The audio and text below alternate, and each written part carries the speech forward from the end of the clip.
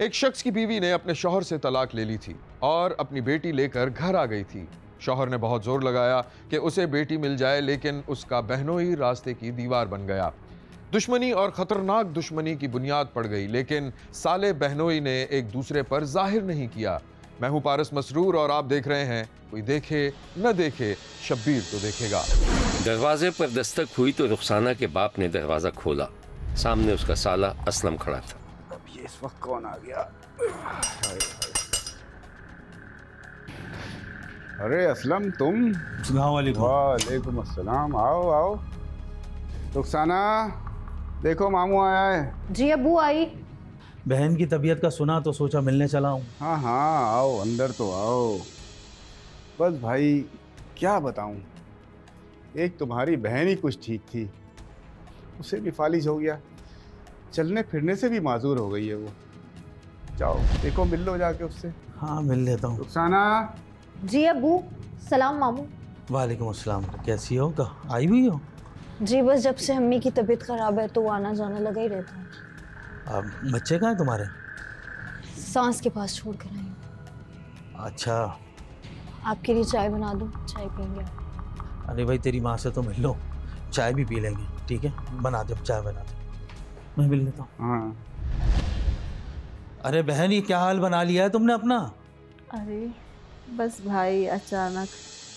अरे अचानक क्या? हिम्मत करो, उठो थोड़ा। अरे नहीं उठा जाता भाई, अगर रुखसाना ना हो ना तो 2 कतरे पानी के कोई हलक में डालने वाला नहीं है। तुम्हारा बहन तो चला जाता है मजदूरी करने। रुखसाना बेटा, मामू के लिए चाय बना दो। जी अम्मी, मामू की चाय बना रही हूँ। भाई बैठे ना आप। हाँ।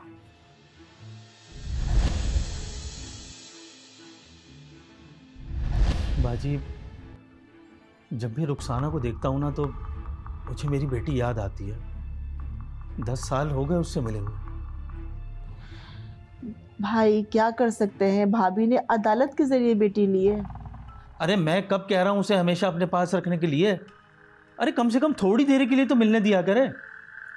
भाई मैंने तो काफ़ी मर्तबा उनसे बात की है कि सुलह सफाई कर लें, लेकिन क्या करें, वो लोग नहीं मानते। कोई मेरी बात मानता ही नहीं।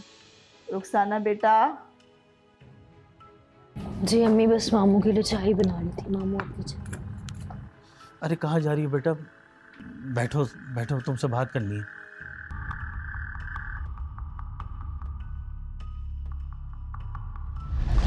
बेटा वो तुम्हारी मेरी बेटी से तो मुलाकात होती होगी ना? कैसी है वो? हाँ मामू, कभी कभी। मेरा पूछती है वो? नहीं मामू, वो इतनी छोटी सी थी जब आपने उसको छोड़ दिया, आप उसको क्या याद होंगे? तो बेटा बताओ ना उसको कि तुम्हारा बाप तुमसे मिलने के लिए कितना तड़पता है।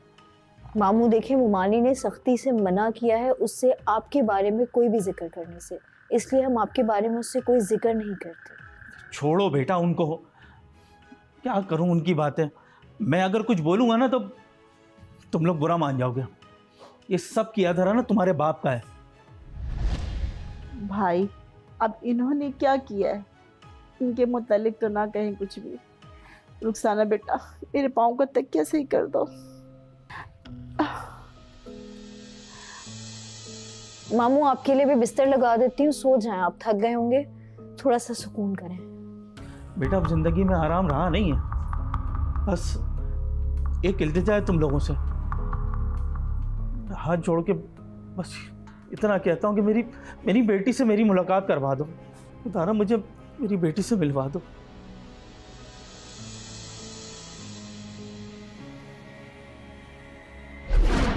अट्ठाईस साला रुखसाना के तमाम भाई बहन पैदाइशी माजूर थे। सिर्फ एक रुखसाना थी जो ठीक थी। बाप ने अपनी बेटी की शादी कर दी थी और अब वो बाल बच्चों वाली होकर भी रोजाना मैके आ जाती थी। रुखसाना का बाप साबिर खेत मजदूर था और मेहनत मजदूरी से अपने बच्चों का पेट पालता था। अस्सलाम वालेकुम भाई साहब। वालेकुम अस्सलाम। खैरियत है भाई साहब, घर पे तो आप मिलते नहीं हो, पता नहीं आज यहाँ कैसे मिल गए आप। तो भाई तुम्हें पता तो है, बच्चों के लिए रोजी रोटी के लिए निकल जाता हूँ, मेहनत मजदूरी के लिए। खैर तुम सुनाओ कैसे आना हुआ? अरे भाई साहब, आप भी बेटी वाले हो, खुदारा मुझे मेरी बेटी से मिलवा दो। अरे भाई मुझसे क्या पूछते हो? अरे मेरा क्या लेना देना? तुम अपनी साबका बीवी से रब्ता क्यों नहीं करते? अरे वो फोन उठाए तब ना। तो फिर अदालत से रब्ता करो, अपनी बेटी को कानूनी तौर पे हासिल कर लो। आप तो ऐसे कह रहे हो जैसे अदालत जाना कोई मामूली बात है। अरे भाई पैसा खर्च होता है, या जेब में फूटी कौड़ी नहीं है, कहाँ से जाऊँ अदालत? इसी वजह से तुम्हारी तलाक हुई है। फर्ज करो अगर तुम्हें बेटी मिल भी गई तो खर्चा कहाँ से उठाओगे उसका?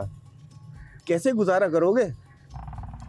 मेरी मानो तो छोड़ दो और भूल जाओ माजी को और दूसरी शादी कर लो। भाई साहब, आपसे इन बातों की तवक्को नहीं थी मुझे। आप भी बेटी वाले हो, आपसे आपकी कोई बेटी छीन लेना, फिर बेटी का दुख पूछूंगा आपसे। इस माई के लाल में इतनी हिम्मत है जो मेरी बेटी की तरफ देखे और उसे मुझसे छीनने की कोशिश करे, और अगर उसने ऐसा करने की कोशिश की ना तो मैं जान ले लूंगा उसकी, याद रखना। बड़े बोल मत बोलो भाई साहब, तकदीर भी कोई चीज़ होती है। भला मैं बड़ा बोल क्यों बोलूँगा? भाई अल्लाह सलामत रखे मेरी बेटी को, और वो खूब फले फूले। हाँ हाँ, वो तो फले फूले, और मैं अपनी बेटी के बगैर तड़पता ही रहूं। क्या मेरी बेटी तुम्हारी बेटी नहीं है? क्या भांजी बेटी नहीं होती? होती है, मैंने कब मना किया? और वैसे भी रुखसाना की शक्ल मेरी बेटी से बहुत मिलती है। तुमने कहाँ देखा उसे? वो स्कूल जाते वक्त देखा था 2-3 बार, लेकिन जब से उसकी माँ को पता चला है ना, उसने स्कूल ही छोड़वा दिया। भाई देखो असलम मियाँ, तुम मुझे तो इस मामले से दूर ही रखो। तुम्हें पता है कि मैं वैसे ही बहुत परेशान रहता हूँ। खैर तुम कहते हो तो मैं अपने भाई से बात कर देखता हूँ। ठीक है भाई साहब, आप बात कर लो, मैं फिर चलता हूँ। अरे अभी जा कहाँ रहे हो? इतनी दूर से आए हो, चाय वाय पी कर जाओ। और अपनी बहन से नहीं मिलोगे क्या? मैं आऊँगा, फिर कभी मिल लूँगा। चलो जैसे तुम्हारी मर्जी। यहां लेते हैं हम एक छोटा सा ब्रेक। कहीं जाइएगा नहीं, हमारे साथ रहिएगा, क्योंकि कोई देखे न देखे शब्बीर तो देखेगा।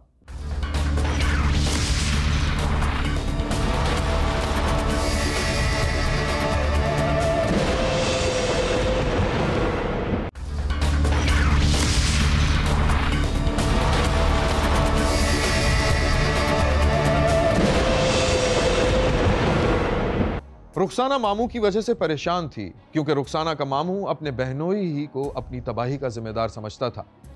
दोनों साले बहनोई के ताल्लुकात रोज बरोज कशीदा होते जा रहे थे। वो समझता था कि उसका बहनोई ही बेटी से मुलाकात करा सकता था।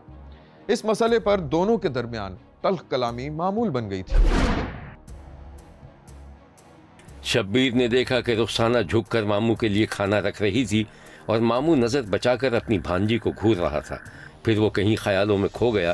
रुखसाना को देखते देखते रुखसाना के चेहरे से उसकी बेटी का चेहरा उभरा और फिर उसने तसव्वुर में स्कूल जाते हुए अपनी बेटी का हाथ पकड़ लिया। छुट्टी हो गई बेटा? जी अब्बू। आओ चलो। लेकिन अब्बू मुझे तो घर जाना है। बेटा तुम्हें पता है ना मैं तुम्हारा अब्बू हूँ। हाँ अब्बू मुझे पता है, लेकिन अम्मी ने आपसे बात करने के लिए मना किया हुआ है। बेटा तुम्हारी अम्मी ना एक नंबर की जालिम औरत है, जो एक बाप को अपनी बेटी से मिलने नहीं देती। चलो आओ मैं तुम्हें घर छोड़। दोनों बाप बेटी की तसव्वुराती गुफ्तगू के दौरान बेटी की माँ भी वहाँ पहुँच गई और रास्ते में ये मंजर देखकर ठिठक गई। छोड़ो मेरी बेटी का हाथ, ऐसे कैसे लेके जा सकते हो? ये मेरी भी बेटी है, समझ में आई? तुम जैसा आवारा निकम्मा मेरी बेटी का बाप हो ही नहीं सकता है। मुझे लगता है कि ये मामला ऐसे नहीं सुलझेगा, और अपनी जबान संभाल के बात करना। अब मैं इसको कोर्ट से लेके जाऊंगा। हाँ हाँ देख लो, ले लेना, कहीं से भी ले लेना, ये मेरी बेटी है। चलो बेटा। असलम की साबका बीवी अपनी बेटी का हाथ पकड़कर आगे बढ़ गई और असलम उसे गुस्से से जाता देखता रहा। मामू एक खाना रखा है, खा लीजिएगा। रख दो और दफा हो जाओ यहाँ से। दफा हो जाऊं? ये क्या कह रहे हैं आप? क्या क्या हुआ रुखसाना बेटा? अम्मी मुझे नहीं पता, मामू बहुत दिन से अजीब अजीब बातें कर रहे हैं। मुझे तो डर सा लगने लगा है मामू से। असलम रुखसाना ने क्या किया है? अपनी बेटी को बोलो कि मेरे सामने मत आया करे, दफा हो जाए यहाँ से, मुझे मेरी बेटी की याद आती है। रुखसाना बेटा तुम अपने बच्चों को लेके जाओ, इसका दिमाग खराब हो रहा है, तुम जाओ। रुखसाना का मामू शदीद नफ्सियाती मरीज बनता जा रहा था। एक मौका तो ऐसा भी आया जब वो दिल ही दिल में सोचने लगा कि वो बेटी और उसकी माँ को कत्ल कर दे। एक दिन असलम अपने बहनोई के घर आया हुआ था। रुखसाना अभी तक मैके नहीं आई थी। अरे भाई ये रुखसाना कहाँ रह गई, अभी तक नहीं आई? तुम्हारा भाई आया हुआ है, अब इसे खाना कौन देगा? अरे वो अपने छोटे छोटे बच्चों को छोड़ के हमारे घर आती है, हम लोग की खिदमत करती है। ऐसी नेक औलाद अल्लाह हर किसी को दे। हमारे पास तो बेटी होते हुए भी ना हम इस नेमत से महरूम हैं। असलम मियाँ, ये सब कुछ तुम्हारी अपनी हरकतों की वजह से हुआ है। अरे भाई जब तुम कुछ कमाओगे नहीं, सारा दिन बीवी से लड़ते रहोगे, तो वो कौन औरत होगी तो तुम जैसे मर्द के साथ रहना पसंद करेगी? तो और क्या करूं, चोरियां डकैतियां करना शुरू कर दूं? आप भी ना असलम के पीछे क्यों पड़े रहते हैं? अच्छा भाई मैं तो चला। अरे यार तुम तो दिल पे ले गए, सच कड़वा होता है ना। खैर छोड़ो इस बात को, अब तुम इतनी दूर से आए हो, आज रात यहीं रुक जाओ, बहुत जगह है यहाँ। रुखसाना तुम्हारा बिस्तर छत पर डाल देगी, सुबह तुम नाश्ता करना और नाश्ता करके चले जाना। हाँ भाई ये तुम्हारा अपना घर है, तुम्हारी बहन का घर है। अभी आती है ना रुखसाना, मैं आपका बिस्तर लगवा देती हूँ, आज रात यहीं रुक जाओ। अच्छा भाई तुम लोग बातें करो, मैं तो चला काम पे और रात को मैं जल्दी आ जाऊँगा, ठीक है? साले बहनोई की रिवायती चपकलिश और इल्ज़ाम दर इल्ज़ाम का मसाला जारी था, जिसने असलम को जुनून में मुब्तला कर दिया था। वो अपने बहनोई को ऐसा सबक सिखाना चाहता था कि उसे बेटी का दुख महसूस हो और वो सारी जिंदगी तड़पता रहे।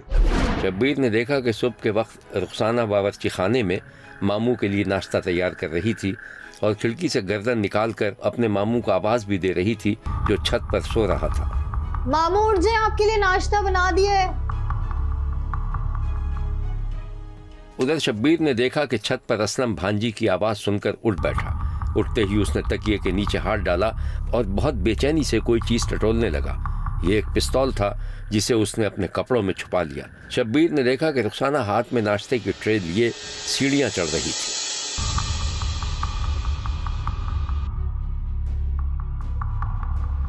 मामू नाश्ता लगा दिया, नाश्ता करना। हाँ आता हूँ मैं। एक काम करो, वो एक गिलास पानी लेकर आओ मेरी। वो रात असलम ने बहनोई के घर ही में गुजारी। मामू की वजह से रुखसाना भी ससुराल नहीं गई। जैसे ही रुखसाना सीढ़ियों की तरफ बढ़ी, मामू ने कपड़ों में छुपी पिस्तौल निकाली। रुखसाना ने मामू को नाश्ता दे दिया था, लेकिन उसी वक्त एक नाकाबिले यकीन वाकया पेश आया। मामू रोटी मैं उन्होंने कहा कि जाना तो मैं आप पट्टन चले जाना, वापस पट्टन तो जिस वक्त मैं आना वा मेरे आंदे गल पूरा होया होया, मैं आखा ना कोई शह नहीं दिखी, आंदे दोनों बच्चे से हो मुंडा मरे पे, आंदे मेरे महला पूरा इकट्ठा होया हुआ। ये रात को आया, इसके पास बिस्तरा भी था और उस बिस्तरे में बंदूक रखी हुई थी, तो ये रात को ऊपर छत पे सो गया। और जब सुबह रुखसाना जो है अपने मामू को नाश्ते के लिए कहने के लिए गई, तो ये उस वक्त इसने बंदूक उठाई और रुखसाना पे 2 फैर किए। एक फैर उसको हाथ पे लगा और एक फैर उसको सीने पे लगा, और फिर उसी बंदूक से उसने खुद को भी फैर मारकर हिलाक हो गया। उसने जुल्म किया। अल्लाह के बंदे ने भी। एक ही बच्ची दी भाई साबर दे 3 बच्चे पोलियो ना माजूर आ, जिहड़े तुसीं जो मौके ते भी देख सकते हो। मेहनत मजदूरी करता है। वो बच्ची हफ्ते बाद शादी हुई सी 5-6 महीने पहला, वो हफ्ते बाद आती सी, घर दे भांडे छांडे धोंदी, नाल कपड़ा वगैरह धो के करके तरतीब ला के फिर जाती हुंदी सी 1-2 दिन रह के। वो बदकिस्मती हुई कि वो असलम आया, उन्हें जिहड़ा ओहदा मर्डर करके इन्होंने बहुत बड़ा जुल्म किया और अपनी भी जिंदगी जी है उन्हें जानलेवा हासिल करने की कोशिश की। रुखसाना के बाप को इत्तला मिली तो वो भागा भागा घर पहुंचा, जहां छत पर 2 लाशें पड़ी हुई थीं। शब्बीर ने चिश्तिया में पेश आने वाले इस वाक़े की शदीद मजम्मत की है और कातिल को कैफरे किरदार तक पहुंचाने का मुतालबा किया है। देखते रहिए, क्योंकि कोई देखे न देखे, शब्बीर तो देखेगा।